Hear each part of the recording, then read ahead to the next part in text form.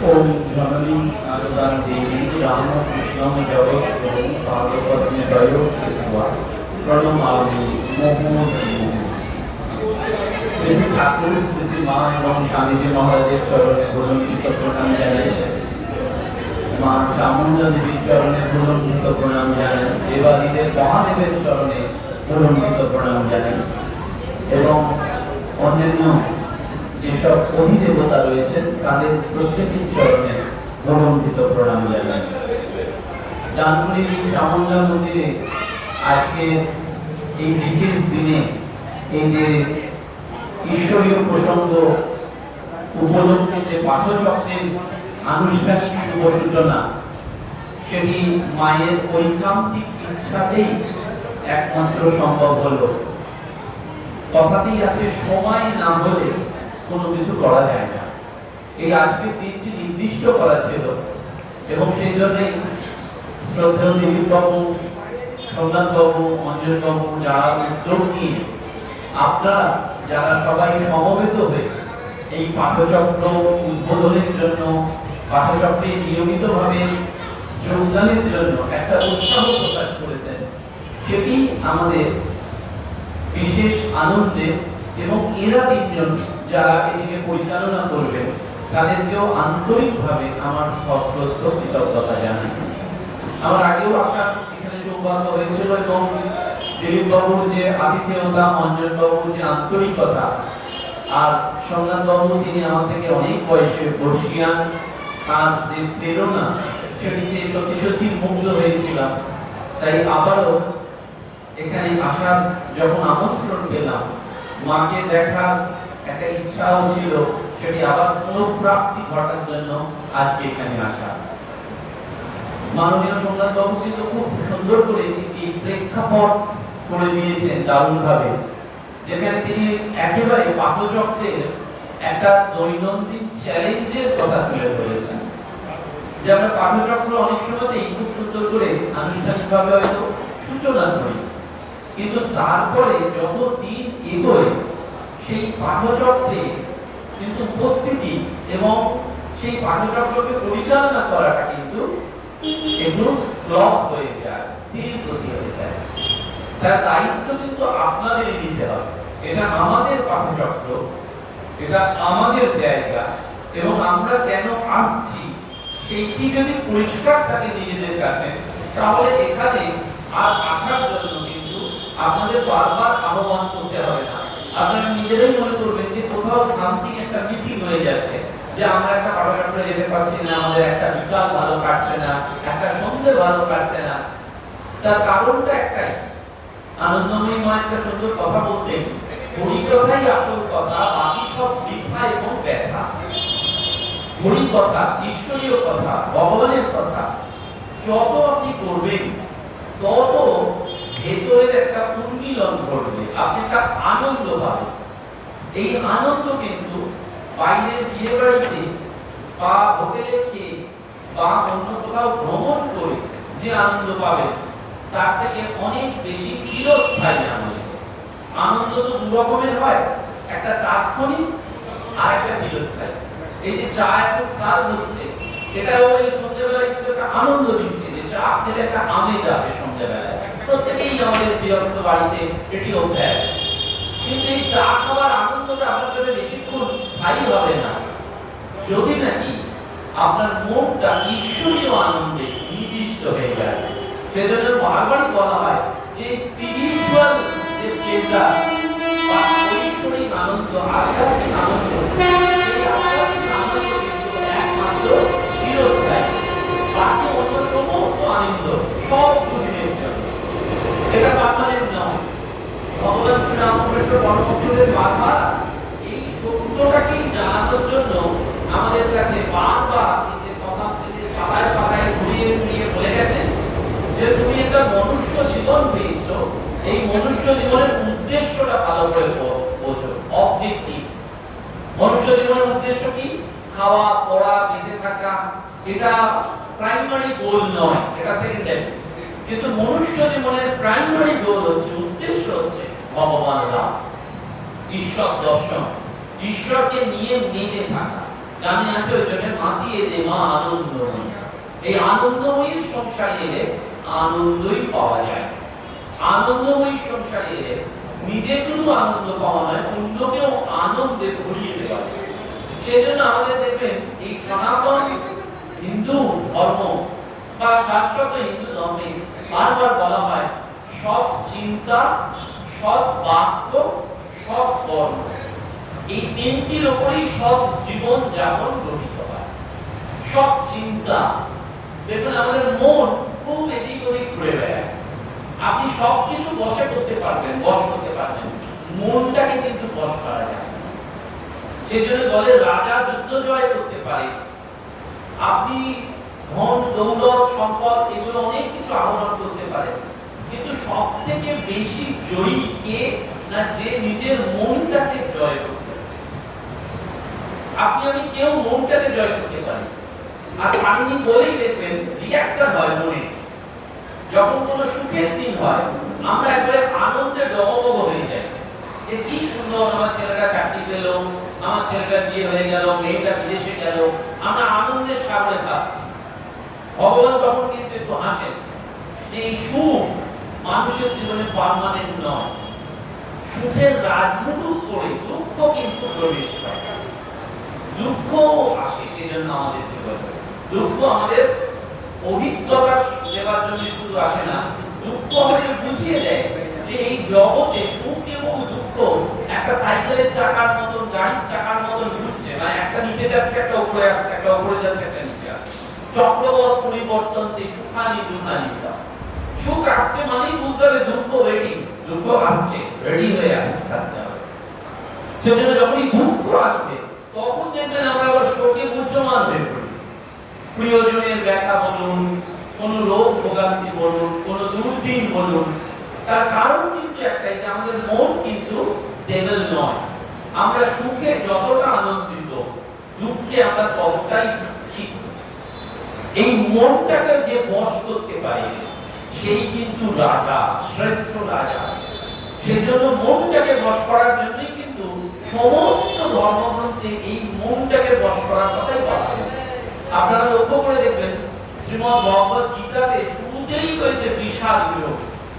অর্জুন দুঃখে কাতর, বিষাদ দিয়ে শুরু। কেন বিষাদ? না অর্জুন দেখছে যে সামনে যারা রয়েছে তারা সব আত্মীয় স্বজন, তাদেরকে আমাকে বধ করতে হবে। আমি ক্ষত্রিয়, আমি বীর, কিন্তু অর্জুনের পরিবারে অন্যায় হয়েছে। অর্জুনের স্ত্রী দ্রৌপদী বস্ত্রহরণ হয়েছে, তারই কিন্তু অপমান করা হয়েছে।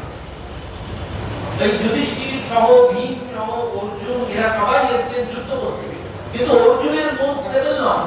অর্জুন মনে মনে ভাবছেন যে আমাকে আত্মীয় স্বজনকে মেরে ফেলতে হবে। সেজন্য অর্জুন কি করলেন? গান্ডীব ছেড়ে দিলেন, বললেন আমি যুদ্ধ করব না। ভগবান শ্রীকৃষ্ণ তখন কিন্তু দাঁড়িয়ে তিনি ওই রথকে যুদ্ধক্ষেত্রের মাঝখানে নিয়ে গিয়ে ওই বারবার অর্জুনকে বিষাদ থেকে সেই সন্ন্যাসযোগ, মোক্ষযোগ, ব্রহ্মজ্ঞান প্রাপ্তি করিয়ে বললেন যে যা কিছু হচ্ছে তার প্ল্যানিং মাস্টার আমি, তুমি নিমিত্ত, তোমাকে অবলম্বন করে এগুলো সব হচ্ছে। ঠাকুরকে ঠিক এই কথা জিজ্ঞেস করা হয়েছিল যে ভগবান এত দুঃখ দেন কেন? ভগবান কি পারেন না দুঃখ হরণ করতে? এদিকে তো আমরা বলছি ভগবান সব পারেন, তাহলে ভগবান দুঃখ কেন হরণ করতে পারেন না? ঠাকুর সঙ্গে সঙ্গে বললেন ভগবান পারেন কিন্তু করেন না। কেন করেন না? না এটা তার লীলা প্রস্থায়ের জন্য। তিনি নিজেই জগৎ সৃষ্টি করেছেন, তিনি আমাদের সৃষ্টি করেছেন, তিনি আমাদের অনন্ত সুখ দেবেন না, অনন্ত আনন্দ দেবেন না। তিনি আমাদের সুখ দুঃখের মধ্যে দিয়ে চলতে চলতে জীবনের আসল সত্যকে বুঝিয়ে দেবেন, যে সত্যের নাম ঠাকুর বারবার বলেছেন এই সংসার দুদিনের জন্য, অনিত্য। বলছে এই জগৎটা কর্মভূমি, ভোগভূমি, এই জগতে আর কোনো কিছু নেই। সেজন্য বলছেন যদি জানতাম জগৎটা সত্য তাহলে কামার পুকুর সোনা দিয়ে মুড়িয়ে দিতাম। এই ভগবান শ্রীরামকৃষ্ণের কথাগুলো বলছেন। এই জগতে তুমি যা শোক করছো, আনন্দ করছো, উল্লাস করছো, দুঃখ পাচ্ছ, সব দুদিনের জন্য। ওই যে বুদ্ধ পূর্ণিমা আসছে 12 তারিখে, বুদ্ধদেব বলছেন দিস সাল প্যাস আইবে, চলে যাবে। লক্ষ্য করে দেখবেন যে 1 বছর আগে সন্তান হারিয়েছেন, মায়ের কাছে সবচেয়ে শ্রেষ্ঠ অবলম্বন সন্তান। সেই সন্তানও কিন্তু মা কিন্তু 1 বছর বাদে ঠিক লোকালয়ে বেরোন, ঠিক সমাজে যান। যিনি স্বামী হারিয়েছেন তিনিও আসেন। অর্থাৎ সব মানুষ ভুলে যায়। এটাই জগতের নিয়ম। নিত্য পরিবর্তনশীল এই জগৎ। এই জগতের পার্মানেন্ট নয়। তাহলে জগতের পার্মানেন্ট কি? একমাত্র পার্মানেন্ট হচ্ছে ঈশ্বর। সেজন্য বুদ্ধদেব বলেছেন দিশাল পাসারে। তুমি আজকে মনে করছো যে দুঃখ, ওটা দুদিনের জন্য চলে যাবে। তুমি আজকে যেটা মনে করছো আনন্দে, সুখে, এটাও দুদিনের জন্য, এটাও চলে যাবে, থাকবে না। তাহলে কোথায় থাকবে? তোমার অনুভূতি, তোমার প্রত্যক্ষ অনুভূতি। স্বামীজি বারবার বলেছেন প্রত্যক্ষ অনুভূতি। বলছেন ধর্মের কথা তুমি যতই শোনো, যতই মনন করো, যতই বই পড়ো, যতক্ষণ না তোমার প্রত্যক্ষ অনুভূতি হচ্ছে ততক্ষণ তোমার ধর্ম লাভ হয়। আমি বলছি, আপনারা শুনছেন, আরেকজন কেউ বলবেন, এসে আপনারা শুনবেন, আমরাও তাই করি। কিন্তু আমাকে অনুভব করতে হবে, আপনাদের প্রত্যেকজন করতে হবে, আমাদের সকলকে অনুভব করতে হবে। এই অনুভব করার নামটাই হচ্ছে ঈশ্বর দর্শন। এই অনুভব করার নামটাই হচ্ছে ভগবান দর্শন। এই অনুভব করাটাই হচ্ছে ধর্ম। শুনলে, বললে, পড়লে হবে না। আচার্য করে করতে পারেন, এগুলো মাধ্যম, কিন্তু আসলটা মনে রাখতে হবে এই অনুভব কি চাই। সেই জন্য বারবার ঠাকুর ওই চাপরাসের কথা বলেছেন, লোকশিক্ষার কথা বলেছেন, এবং বারবার মাস্টারমশাই কেউ জানতে চেয়েছেন তোমার স্ত্রী বিদ্যারূপিণী স্ত্রী না অবিদ্যারূপিণী স্ত্রী, তুমি বুঝি খুব জ্ঞানী। এই সমস্ত প্রশ্নগুলো আসছে। ঠাকুরও কিন্তু আমাদের এই অনুভবের দরজায় ঠেলে দিচ্ছে প্রতিটি ক্ষেত্রে। এবং এই অনুভব কিন্তু স্বামীর সাথে স্ত্রীর এক হবে না, ছেলের সাথে মায়ের এক হবে না, বাবার সাথে হবে না, আপনার আত্মীয়জনের সাথেও হবে না। এটা একেবারে নিজের নিজের আপন সাধন জীবনের অঙ্গ। সেজন্য বারবার করতে হবে, এটাকে সাধন করতে হবে। কিন্তু এই সাধন করাটাই তো জীবনযাপন। আমাদের শ্রীরামকৃষ্ণ ভাবধারায় শুধু নয়, ধর্মের আসল স্বরূপটাই হচ্ছে যে ঈশ্বরীয় ভাবে জীবনযাপন। আপনি পাঠচক্রে এলেন, শুনলেন, ব্যাস, তারপরে কালকে সকালবেলা উঠে আবার বাড়ির কাজের লোকের সাথে ঝগড়া করলেন, দোকানে গিয়ে ঝগড়া করলেন, ওনারও কোনো একটু কিছু হলো, সেখানে গিয়ে আপনার মেজাজ তিরিক্ষে হয়ে গেল, তাহলে কিন্তু ধর্ম হলো না। যা শুনলেন সব দিক ছিল একেবারে। ধর্ম জীবনটা হচ্ছে নিজেকে একটু একটু করে পাল্টে ফেলা। পরম পূজ্যপাদ শ্রীমৎ স্বামী জ্যোতিষানন্দজিকে প্রশ্ন করা হয়েছিল যে স্বামীজি এই যে ম্যান মেকিং রিলিজিয়নের কথা বলেছেন, এটা কি করে সম্ভব? মানুষ তৈরি করার কথা। দেখুন আজকের সমাজে তো সব আছে, কিন্তু আজকের সমাজে একটাই অভাব। কিসের অভাব? মনুষ্যত্বের অভাব। আমরা মানুষ হিসেবে মানুষকে সম্মান করছি না, শুধু তাই নয়, মানুষ যে আসলে ভগবানের প্রতিনিধি বা ভগবানের প্রকাশ স্বরূপ, সেটাই বুঝতে পারছি না। সেজন্যই তো মানুষের মানুষের একটা ভেদ, মানুষের মানুষের একটা হানাহানি, মানুষের মানুষের একটা হিংসা, ঘৃণা, যাই বলেন না কেন, তার কারণটা তো একটা। আমি বুঝতেই পারছি না যে পাশের মানুষটি ভগবান। আমি মনে করছি মন্দিরে মা ভগবান, এই পাশের যে সামনে যে মায়েরা বসে আছেন তারা তো সব মানুষ না। এই মন্দিরের মা, সামনের মায়েরা এক। এটা যতক্ষণ না আপনি অনুভব করবেন, মুখে বলা না, ইউ হ্যাভ টু ফিল। আপনাকে অনুভব করতে হবে যে না, এই মায়েরা সবাই ওই মা, এই ছেলেরা পুরুষরা যারা সবাই দেবাদিদেবের অংশ। এই জন্য ধর্ম জীবন যাপন করা। বুদ্ধেশানন্দজিকে জিজ্ঞেস করা হলো কি করে ম্যান মেকিং রিলিজিয়ন হবে? বুদ্ধেশানন্দজি পরিষ্কার বলেন, হ্যাঁ সম্ভব। এই ম্যান মেকিং রিলিজিয়ন মানে বাড়িতে একটা আধ্যাত্মিক পরিবেশের সৃষ্টি করতে হবে। আপনি, আমি সবাই গৃহস্থ। গৃহস্থ মানে কি? স্বামী স্ত্রী, গৃহিণী গৃহমুচ্ছারী। যে গৃহে থাকে গৃহস্থ বলা হয় না, যার গৃহিণী আছে সেই গৃহস্থ। আর স্বামী স্ত্রী থাকলেই কি হয়? ঠাকুর বারবার বলেছেন, প্রথমে পুত্রই শোনা, তারপরে বিদ্যই শোনা, তারপরে যোগই শোনা। স্বামী স্ত্রী প্রথমে থাকলেই যদি আসে যে আমাদের একটা সন্তান সন্ততি, আমরা সন্তান সন্ততি চাই, কিন্তু সন্তান সন্ততিকে কি করে মানুষ করবো সেটা জানি না। সেজন্যই দেখবেন যে ম্যাক্সিমাম দেশে এই পাঠ্যক্রম করুন, ভক্ত সম্মেলনই করুন, ইয়ং জেনারেশন নেই। আপনারা লক্ষ্য করে দেখবেন, ইয়ং জেনারেশন সব বয়স্ক মানুষ 50 বছর 55 বছরে গিয়ে যখন জীবনের অভিজ্ঞতায় জর্জরিত হয়ে বুঝতে পারছে যে এখানে কি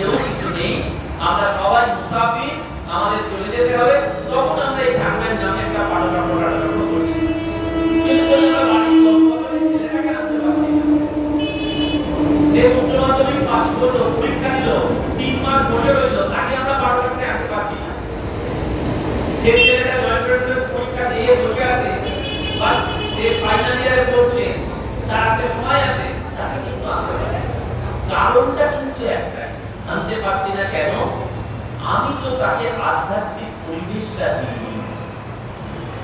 আপনারা নিজেরা ভেবে দেখুন, যখন আপনাদের নিয়োগ বয়স ছিল 30 বছর 35 বছর, তখন পাঠ্যক্রমে আসেননি, রামকৃষ্ণ সংঘে জানবি।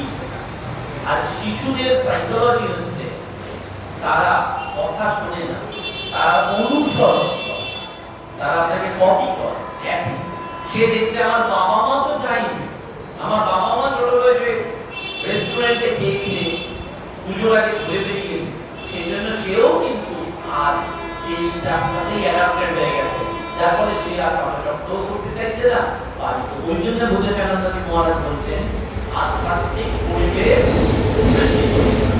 এটা বোধাচানন্দজি বললেন, আসলে কি যায়, আসলে কি বলতে হবে, আসলে কি বলতে হবে, একেবারে চরম যে এক্সাম্পল হচ্ছেন আমাদের করোনা।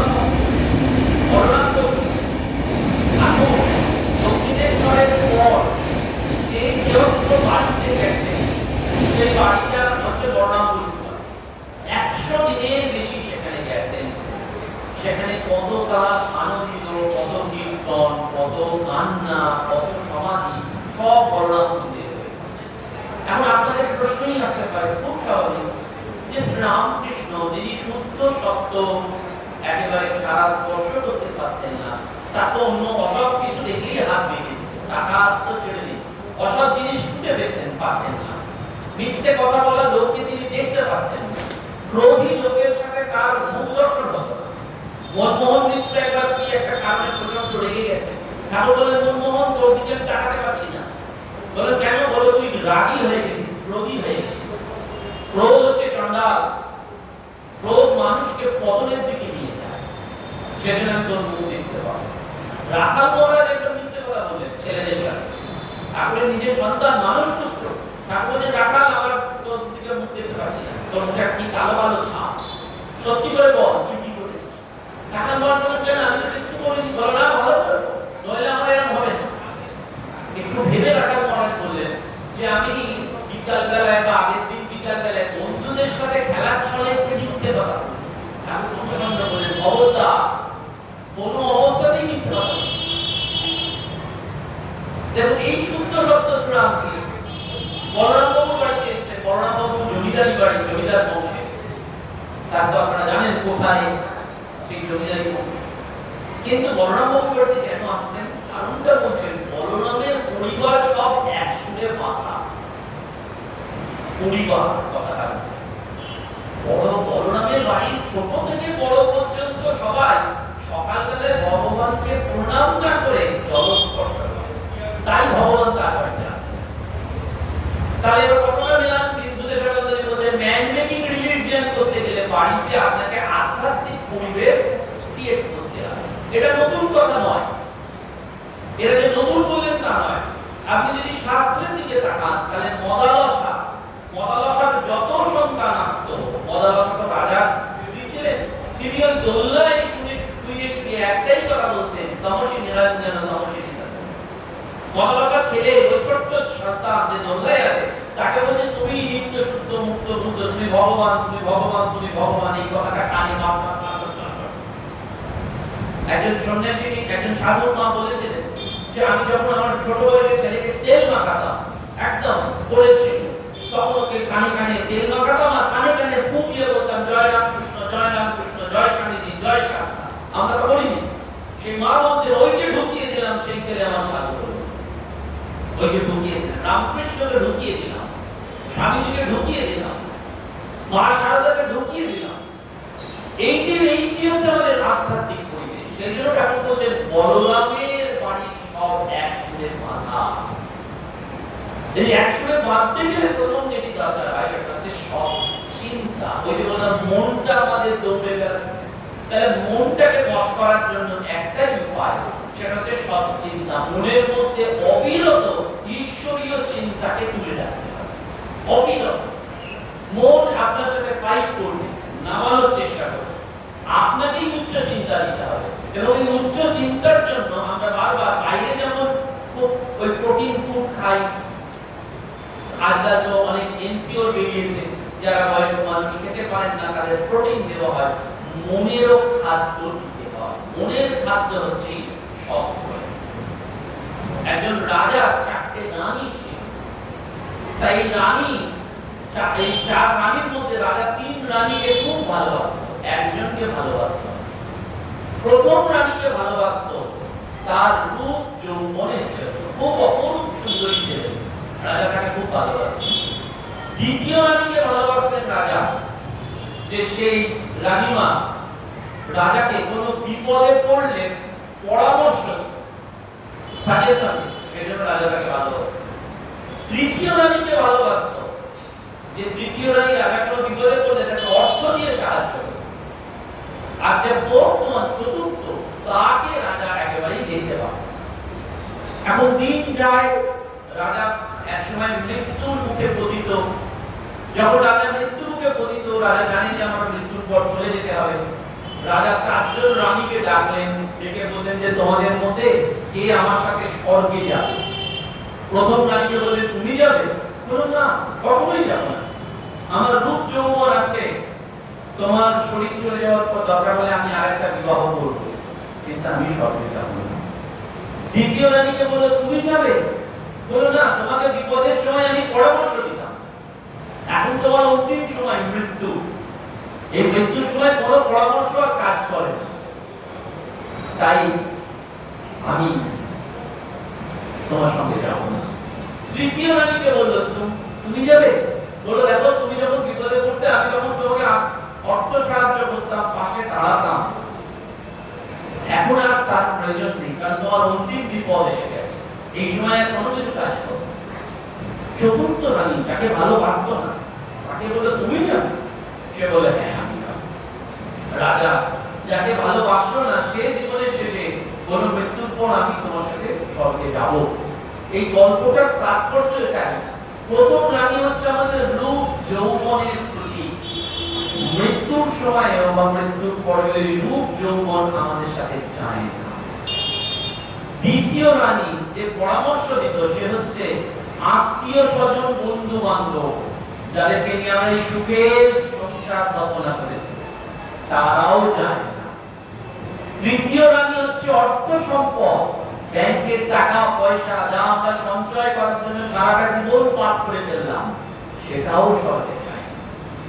কিন্তু চতুর্থ রানী হচ্ছে আমাদের আত্মা, মৃত্যুর পর একমাত্র আত্মাই উপরে যায়, দেহটা উপরে থাকে।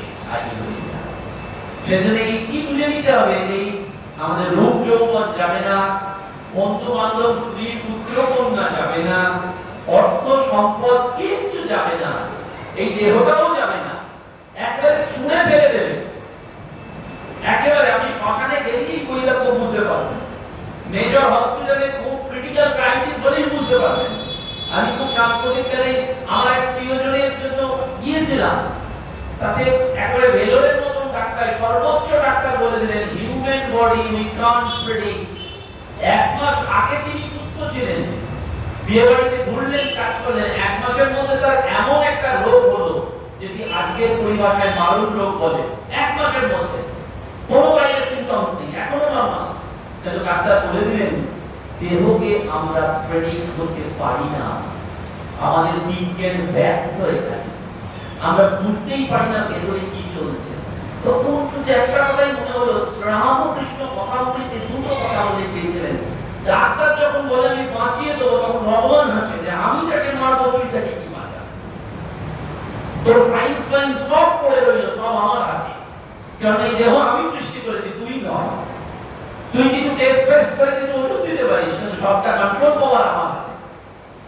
আর দ্বিতীয় হচ্ছে, যখন দুই ভাই জমি নিয়ে ঝগড়া করে, এটাই ফাঁসি তুলে দেবো, ওখানে আমার, তখন ভগবান আছে ওটা পৃথিবীটাই আমার, তারা যেটা তুমি জমি জায়গা নিয়ে ঝগড়াঝাটি করছো, তার মানে nothing is permanent in this world, ওইটি আবার বারবার বুঝে নিতে হবে। এই দুদিনের জন্য সব কিছু, আসলটা হচ্ছে ঈশ্বর। সেই জন্য ওই বাড়ির পরিবেশ, নিজের সব চিন্তার জন্য এই আত্মা যে আমার সাথে মৃত্যুর পরেও স্বর্গে যাবে, তাকে কিন্তু রাজা ভালোবাসেন। ভালোবাসেনি মানে রাজা তাকে খেতে পড়তে দেয়নি, তাকে কথা বলেনি, কিন্তু সে বলল আমি তোমার সাথে যাব। এবার মেলান আমাদের জীবনে, আমরা আমাদের আত্মাকে খাদ্য দিচ্ছি না, কোথায় খাদ্য দিচ্ছি? বাইরের এই শরীরটাকে দিচ্ছি। ব্যাংক ব্যালেন্স কোথায় করাচ্ছি? ব্যাংকে টাকা করাচ্ছি। কিন্তু আমার মনের ভেতরে যে আত্মা রয়েছে, যেটা ছিল শাশ্বত চিরন্তন চেতন, তাকে কিন্তু আমি খাবার দিচ্ছি না। তাকে খাবার দেওয়াটাই হচ্ছে আমার একমাত্র কর্তব্য। সেজন্য এগুলো না থাকলেও চলবে। মনের খাদ্য হচ্ছে এই সৎপ্রসঙ্গ, আত্মার খাদ্য হচ্ছে ঈশ্বরীয় প্রসঙ্গ। সেই জন্য সব বাক্য এবং সব কর্মেরও পেছনে থাকে প্রথমে হচ্ছে সৎ চিন্তা। আপনি ভালো চিন্তা করতেই পারবেন না যদি না আপনি ভালোর সাথে বাস করেন। ভালো চিন্তা আসবে না আপনার মধ্যে। সেই জন্যই পাঠচক্র। এবং শুধু তাই নয়, এই পাঠচক্র কিন্তু একটা সংঘবদ্ধ জীবনের কথা বলে। আমাদের প্রত্যেকের বাড়িগুলো দেখবেন এখন সব ছোট ছোট থাকে, বাবা মা বা স্বামী স্ত্রী, একটি বা দুটি সন্তান। বিপদের দিনে কিন্তু দেখবেন পাশের বাড়ির লোক বা প্যাটের লোক পাওয়া যাবে না। আত্মীয় স্বজন আসতে গেলেও সময় পেয়ে যাবে, সময় পাবে, অর্থাৎ সময় লাগবে তাদের আসতে। কিন্তু এই যে পাঠচক্রে দেখবেন, আমি বহু ক্ষেত্রে দেখেছি কারোর খুব কঠিন বিপদ হয়েছে, পাঠচক্রের মানুষরা ঝাঁপিয়ে পড়েছে, তারাও কাট দিয়েছেন, তারা হসপিটালে পাড়া করে যেতেছেন। এবং শুধু তাই নয়, তারা সন্ধ্যে বেলায় বসে সমবেতভাবে ভগবানের কাছে তার রোগ মুক্তির জন্য প্রার্থনা করতেন।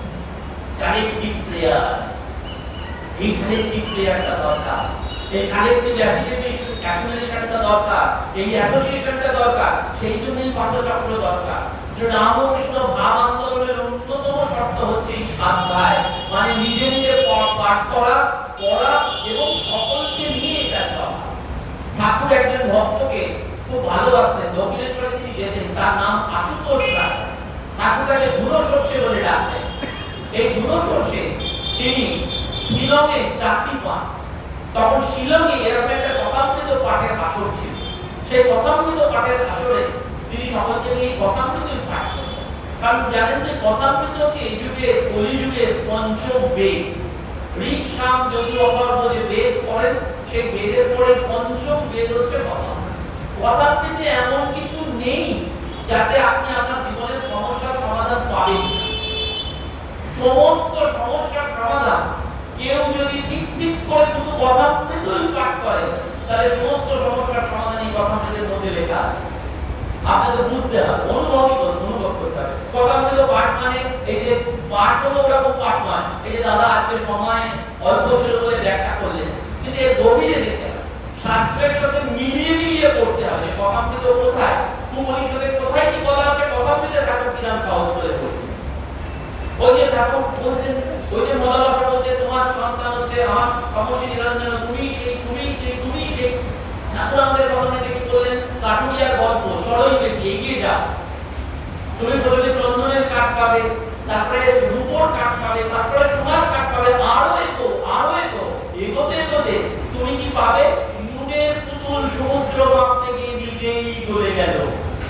একটা নুনের পুতুল সমুদ্র মাপতে গেল, নিজেই গলে গেল। তার মানে সমুদ্র কি অসীম, আর নুনের পুতুল কি একটা ছোট সসীম। তাহলে আমরা কি নুনের পুতুল, আমরা যাচ্ছি অসীমকে মাপতে গেলে কি হবে, অসীমের সাথে মিলে গেল। তার মানে গুরু ইষ্টে মিলে গেল। মহালসাটি বলেছিল তুমি ভগবান, স্বামীজি কি বললেন, it's soul is potentially divine. ঠাকুর কি বললেন, নুনের পুতুল সমুদ্র মাপতে গিয়ে নিজেই গলে গেল। তার অনুভব হয়ে গেল, আরে আমি তো সেই, I am that, I am সেই সুপ্রিম। কিন্তু এটা বুঝতে গেলে এই স্টেপটাকে ফলো করতে হবে। আপনি ক্লাস 12 পাস করতে গেলে 9 10 পড়ে তারপর ক্লাস 12 হয়ে যাবে, একবারে হবে না। এর যে অনুভূতি আনতে গেলে আপনাকে ঈশ্বরীয় পথে ওই সাধন পথের স্টেপগুলো ফলো করতে হবে। তা তিনি ওই শিলংয়ে আশুতোষ রায়, ঝুনো সর্ষে বলে যাকে ঠাকুর ডাকতেন, তিনি কথামৃত পাঠের একটা আসর বসিয়েছিলেন। তারপর শিলং থেকে তার চাকরি বদলি হয়ে যায়, তিনি ঢাকাতে যান। ঢাকাতেও একটা ওইরকম সমিতি ছিল, সেই সমিতিতেও তিনি পাঠ করতেন। ঢাকা থেকে তিনি রাঁচিতে বদলি হলেন। রাঁচিতে যখন হলেন তখন তিনি আর ভক্ত পেলেন না, আর নতুন করে এই পাঠেরও আসর বসালেন। তিনি শুয়ে আছেন, রাত্রি বেলায় হঠাৎ দরজায় খটখট করে পড়ানো আছে। তিনি চমকে উঠেছেন, ঘুম ভেঙে গেছে, বাইরে থেকে ডাকছে, ঝুনো সর্ষে দরজা খোল। সঙ্গে সঙ্গে আশুতোষ রায় তার পরম উঠে যায়, এই নাম তো আমার দক্ষিণেশ্বরের ঠাকুর ছাড়া কেউ জানতেন না। এত রাত্রে কে ঝুনো সর্ষে দরজা খুললেন, খুলে দেখছেন ঠাকুর স্বয়ং দাঁড়িয়ে আছে জ্যোতির পরে লোক। আপনারা এই 2023 সালের বা 22 সালের উদ্বোধনে দেখবেন একটা ধারাবাহিক লেখা বেরিয়েছিল স্বামী মেঘোষানন্দজি রামকৃষ্ণ চেতনা। আমি রেফারেন্সটা ইকলামি দিয়ে যাচ্ছি, সেটি পরে বইও হয়েছে রামকৃষ্ণ চেতনা, অসাধারণ। তাদের এই ঘটনাটি বলছেন এটাই একটা পাঠ শুরু করে জয়বাবু বলছেন এই রামকৃষ্ণ চেতনার এই দুটো শাস্ত্রের কথা লেখা সাত ভাই, একটা টপিক আছে সাত ভাই, সেখানে বলছেন ওই ধুলো সরছে, দরজা খুলে দেখছেন ঠাকুর দাঁড়িয়ে আছেন জ্যোতির্ময় বৈদিক, হাতে চিমটে পায়ে খড়গ। বলছেন তুই পাঠ বন্ধ করলি কেন? ধুলো সরছে সেটা বলছেন না, বলছেন ওখানে তো এখানকার কথাই হতো, মানে নিজের দিকে তাকিয়ে। ঠাকুর তো কখনো আমি আমার বলতে পারতেন না, তোদের ওখানে তো এখানকার কথাই হতো, সেটা কেন বন্ধ করলি? অর্থাৎ শ্রীরামকৃষ্ণ এই অনুমতিটি দিয়ে যাচ্ছেন যে আমাদের সাধ্যায় সাধ্যায় প্রবচনীয় লক্ষ্য পরিষদের কথা, সাধ্যায়ের দ্বারা এবং এই বাক্য পুষ্পাঞ্জলির দ্বারা ভগবানকে অনুভব করতে হবে, এছাড়া তো কোনো উপায় নেই। সেই জন্য সৎ বাক্য, সৎ চিন্তা এবং সৎ কর্ম, এই আপনার সৎ মনটা যখন হবে, সৎ চিন্তাটা যখন হবে, তখন দেখবেন আপনি মনে অনর্গল ঈশ্বরীয় কথা বলবেন। হরি মহারাজ বারবার বলতেন যদি কথা বলতেই হয় তাহলে আজে বাজে কথা বলে সময় নষ্ট করুন, অনর্গল ঈশ্বরীয় কথা বলুন। বাড়িতে স্বামী স্ত্রী ঈশ্বরীয় ভাবে থাকা। লাটু মহারাজকে ঠাকুর বলেছিলেন, আপনি কথা বলতেও পারবেন, ঠাকুর বলছেন না সংসারে একটি বা দুটি স্ত্রী সন্তানের পর স্বামী স্ত্রী ভাই বোনের মতন থাকে, তাদের আর দেহ সম্বন্ধ থাকবেন এতটা পরিষ্কার ভাবে বলছে। লাটু মহারাজ বললেন তাহলে কি হবে তাদের? বলেন তারা ঈশ্বরীয় কথা বই অন্য কথা বলবে না, ঈশ্বরীয় কথা বই অন্য কথা বলবে। এরকম ফ্যামিলি রয়েছে, গেছেন বাইরে অর্থাৎ তীর্থে গিয়ে কিন্তু যে মন্দিরে ঢুকলেন তখন কিন্তু কেউ কাউকে চেনে না, স্বামী আলাদা স্ত্রী আলাদা। কেন? স্বামীর পুণ্যের ভাগ স্ত্রী নিতে পারবে না, স্ত্রীর পুণ্যের ভাগ স্বামী নিতে পারবে না। এটা নিজের পুরুষকারটা, এটা নিজের পুরুষকারটাই আপনাকে বদলাবে। সেজন্য তারা কিন্তু দুজনে তখন আলাদা হয়ে গেল, অর্থাৎ ঈশ্বরীয় পথে আমাকে চলতে হবে। ওই ঠাকুর মহারাজকে বলছেন যে ঈশ্বরীয় ভাবে তারা থাকবে, সব সময় ঈশ্বরের কথা বলবে। ওই বলরামবাবুর বাড়িতে তারা পেয়েছেন, সেজন্য ঠাকুর এসেছেন। ওই নবগোপাল বাবুর বাড়িতে পেয়েছেন, নবগোপাল বাবু যখন অন্তিম সময় তখন কাঁদছেন স্ত্রী স্থানে নিয়ে দিই, ঠাকুর বলছেন কাঁদছো কেন? এই স্ত্রী নবগোপাল বাবু বলছেন কাঁদছো কেন? এই সংসার কার? এই সংসার তো ঠাকুরের। আমি থাকলেও ঠাকুর দেখেছেন, আমি চলে গেলেও ঠাকুর দেখেছেন। এই যে ভাবটি আমাদের, এইটাই আমাদের দৈনন্দিন জীবনে বারবার প্র্যাকটিস করতে হবে, এবং এই প্র্যাকটিসটা কিন্তু শুনলে বা বললে হবে না। ঠাকুর সেটিও বলে গেছেন, তবলার বোল মুখে বলা খুব সোজা, তেরে কেটে না হাতে আনা খুব সহজ। এই হাতে আনার জন্য কি করতে হয়? তরলচিকে কিন্তু বারবার এই তবলার বোল বিখ্যাত ওস্তাদদেরও সেই কথা দেখবেন, তারাও ছোট ছোট বাচ্চাদের ওই দোলনায় শুকিয়ে রাখার উচ্চ তান বানিয়ে। তো একবার জিজ্ঞেস করা হয়েছিল যে বাচ্চা ছেলে উচ্চ সঙ্গীত কি বুঝবে, বললো ও তো ওস্তাদের ঘরে জন্মেছে, মানে ওস্তাদই হবে, তাই ওকে ছোট থেকে গানটা সেট করিয়ে দিয়েছে। এই যে আপনি যখন বাড়িতে কথামৃত করবেন, একটাই পাঠচক্র করলেন, বাড়িতেও ছোট কথামৃতের আসর বসাতে হবে। অর্থাৎ স্বামী স্ত্রী ছেলে মেয়ে এদেরকে নিয়ে ডাইনিং হলে, ডাইনিং এর পর ডিনারের পর ছোট্ট করে একটু 5 মিনিট থট অফ দ্য ডে চিন্তন, সবাই মিলে একসাথে। এই কালেকটিভ ভাইব্রেশনের একটা ইমেন্স এফেক্ট রয়েছে। আপনি কিছুদিন বাদেই লক্ষ্য করবেন আপনার বাড়ির চারদিকে একটা পজিটিভ এনার্জি ঘুরছে। আমরা পজিটিভ এনার্জির জন্য অনেক কিছু করি, ইউটিউবে এখন পাওয়া যায়। এই যে লাফিং ট্রি, এই কি যেন আছে লাফিং মুড, তারপরে কি বাম্বু ট্রি, আর হয়েছে লাকি ট্রি বসায়। আমি ভাগ্য চেঞ্জ করবো, ভাগ্য চেঞ্জ করা তো আমাদের হাতে। প্রেমেশ মহারাজের কাছে একজন দৌড়ে গেছেন, তাকে একজন জ্যোতিষী হাত দেখে বলে দিয়েছেন যে তোমার সাধু জীবন যখন হবে না, প্রপ্রাজিত অসিত প্রাণামাতা, তিনি যখন পূর্ব জীবনে ছিলেন পূর্বাশ্রমে, তাকে জ্যোতিষী হাত দেখে বলেছে তোমার সাধু জীবন ভালো না, বিবাহিত জীবন ভালো। তার খুব মন খারাপ হয়েছে, তিনি বর্ণনা এই মুর্শিদাবাদের বহরমপুরে প্রেমেশ মহারাজের কাছে গেছেন। প্রেমেশ মহারাজ তাকে দেখেই বলছেন কি মনটা খারাপ কেন? তো দিদির সঙ্গে যিনি ছিলেন নির্বাচন মনটা খারাপ, জ্যোতিষী এসে বলেছে যে ও সাধু জীবনটা হবে না, না হওয়াই ভালো, বিবাহিত জীবনই ওর জন্য শুভকর। তখন প্রেমেশ মহারাজ হেসে বলছেন আমার হাতে লেখা ছিল দুটো বিয়ে, ওই হলো তো একটাও তো হলো না। তারপরেই বললেন পুরুষকার দ্বারা নিজের ভাগ্যকে কেটে ফেলা যায়, নিজের ভাগ্যকে পরিবর্তন করা। পুরুষকার মানে চেষ্টা। আমি কিছুই করলাম না, কিন্তু আমি সবসময় ভাবছি ভগবান আমার সব করে দেবেন, আমার ভগবানের খুব বিশ্বাস আছে। একটা গল্প আছে না, যে একজন আছে সে খুব বলতো সবাইকে যে আমার ভগবানের খুব বিশ্বাস আছে, আমার ভগবানের খুব বিশ্বাস আছে। তো এমন সময় সেখানে প্রচন্ড ঝড় বৃষ্টি শুরু হলো। তো যখন ঝড় বৃষ্টি শুরু হলো সবাই যা আছে জিনিসপত্র আস্তে আস্তে নিয়ে অন্য জায়গায় চলে যাচ্ছে, কারণ বন্যা হতে পারে, এরকম একটা ব্যাপার।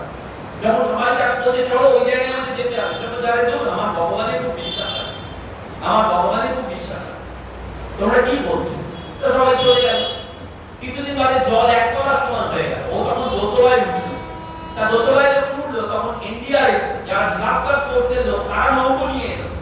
ওকে বলে আরে চলো নৌকে উঠে পড়ো, আমরা তোমাকে অন্য জায়গায় নিয়ে যাবো। সে বলে আরে তোমরা কি বেরুকু বাজলো, আমার ভগবানের বিশ্বাস আছে, আমার ভগবান ঠিক ব্যবস্থা করবে।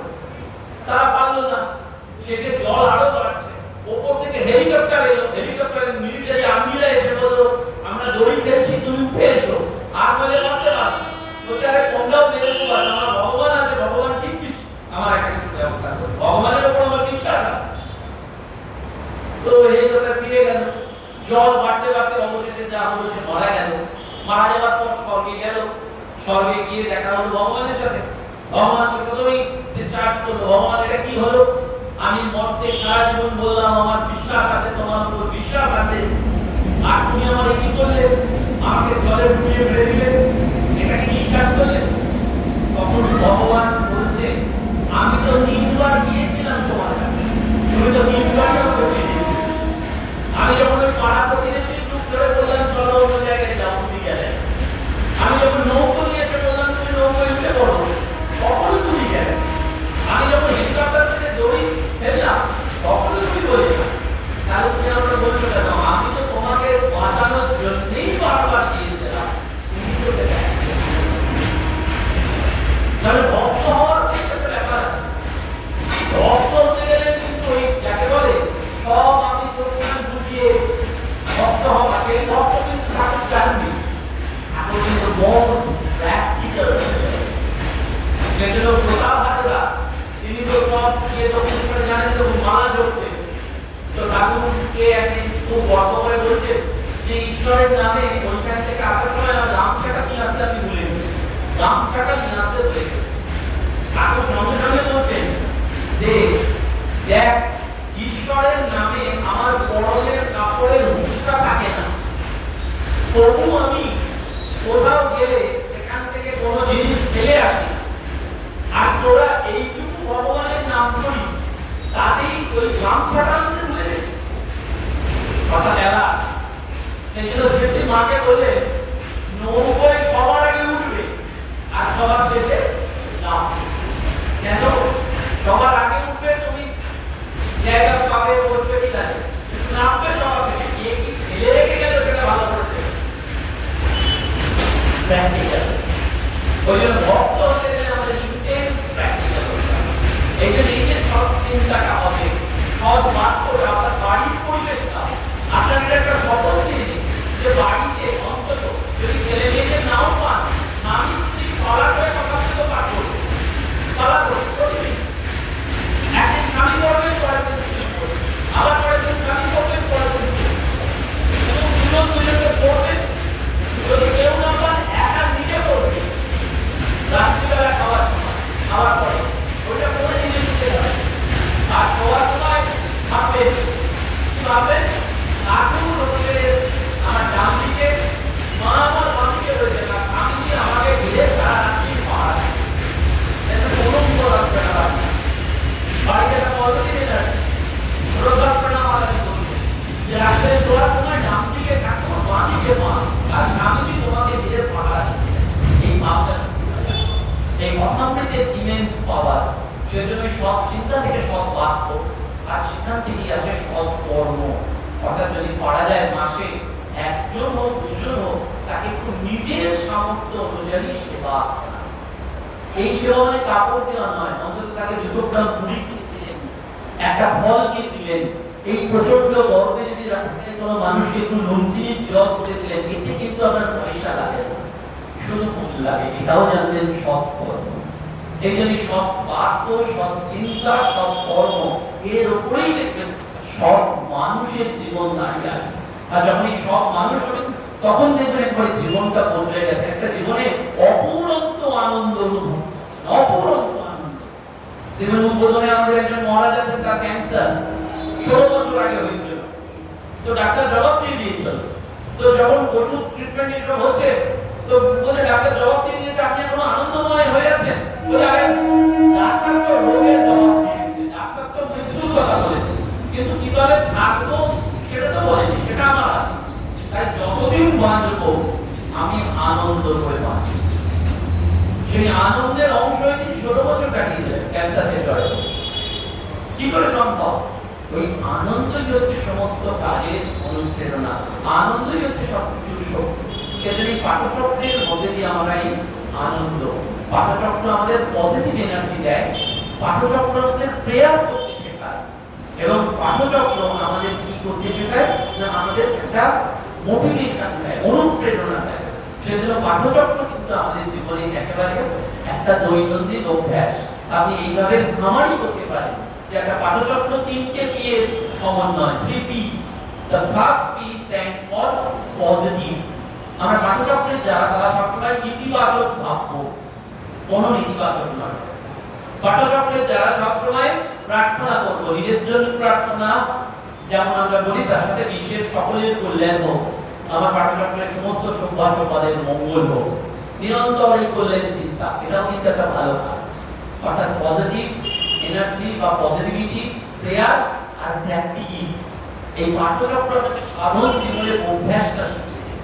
তাহলেই অনুভব সাধারণ জীবনের অভ্যাস মানে এই যে ছোট্ট ছোট্ট করে একটু কথা বলতে পাঠ করবো, গরমকালে কিছু পানি আর না পারি, আমার বাড়িতে কোনো অতিথি অভ্যাগত পিয়ন, কোনো ডেলিভারি বয়, তাদের জিনিসটা তো আমরা নিয়ে নিই, অতিথিও বলি আজকের যুগে সব ডেলিভারি হচ্ছে, কিন্তু ভেবে দেখুন তো তাদের আমরা কোনদিন নুন জলের শরবত দিই?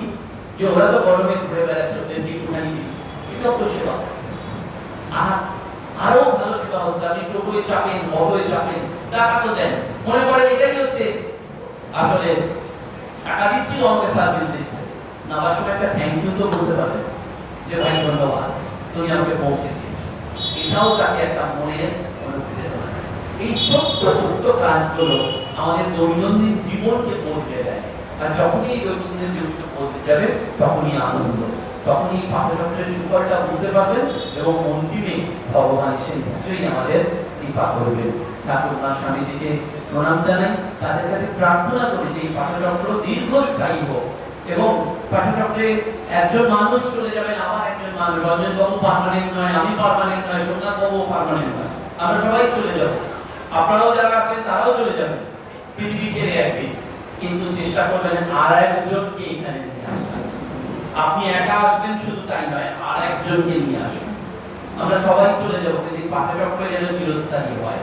মায়ের কাছে, মায়ের নির্দেশে, মায়ের আদেশে এই পাঠচক্রের প্রতিষ্ঠা, কারণ যা কিছু হচ্ছে সব দৈব নির্দেশে।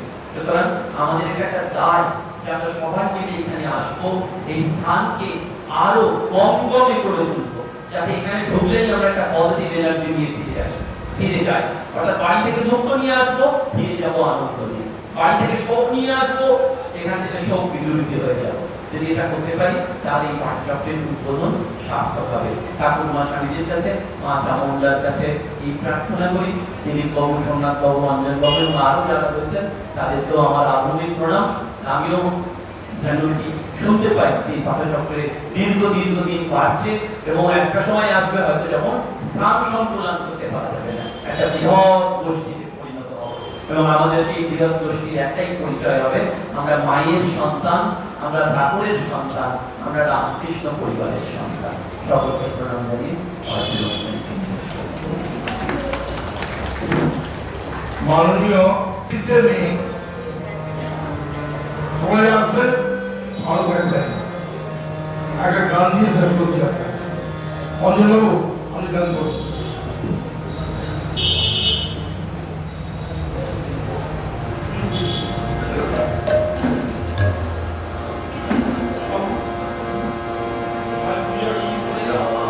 Krishna Saranam, Ram Krishna Saranam, Ram Krishna Saranam, Saranam Prabhu, Ram Krishna Saranam, Ram Krishna Saranam, Ram Krishna Saranam, Saranam Prabhu, Kripali Kevalam, Kripali Kevalam, Kripali Kevalam, Saranam Prabhu, Kripali Kevalam, Kripali Kevalam, Kripali Kevalam, Jai Jai Ram Krishna Saranam, Ram Krishna Saranam, Ram Krishna Saranam, Saranam Prabhu, Saranagatam,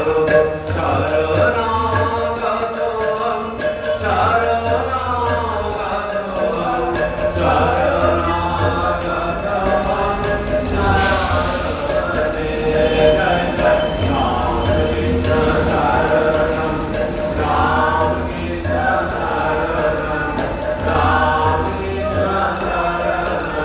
Saranam Prabhu, Namaste Gurave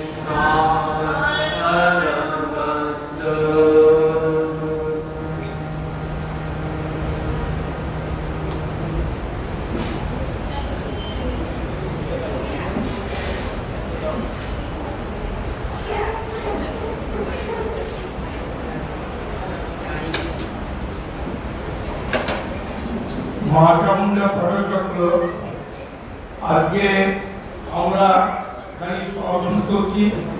আমরা অঞ্জনকে কাছে পেয়ে আজকে একটু দূর এগিয়েছি যাতে আমাদের পিছিয়ে না পড়তে হয়। আপনাদের কাছে আমার একটা অনুরোধ রইল, আমরা অঞ্জনকে ছাড়বেন না, ওকে বলবেন যে চামুন্ডা মন্দিরে আমরা এখন আনন্দ পেতেন বলুন তো ভালো পানলে যাতে তার চালু থাকে। তার জন্য আপনাদের সহযোগিতা আমি চাইছি। মনোরপুর কল্যাণপুর সমিতির পক্ষ থেকে এটা আমরা চালিয়ে যেতে পারি। মায়ের কাছে আমরা আশীর্বাদ চাচ্ছি, মা তুমি আমাদের চালিয়ে যাওয়ার প্রেরণা যোগাও। এই বলে আজকে আমরা শেষ করছি। তার মায়ের আগের অনুষ্ঠানের নাম হলো মা চামুন্ডা পাদচক্র। আমরা মাননীয় অডিটরকে আমাকে অশেষ ধন্যবাদ। ওনাকে আমরা কাছে পেয়েছি, উনি আমাদের ডাকে সাড়া দিয়েছেন এবং মায়ের কাছে উনি এসেছেন। চলছে এটা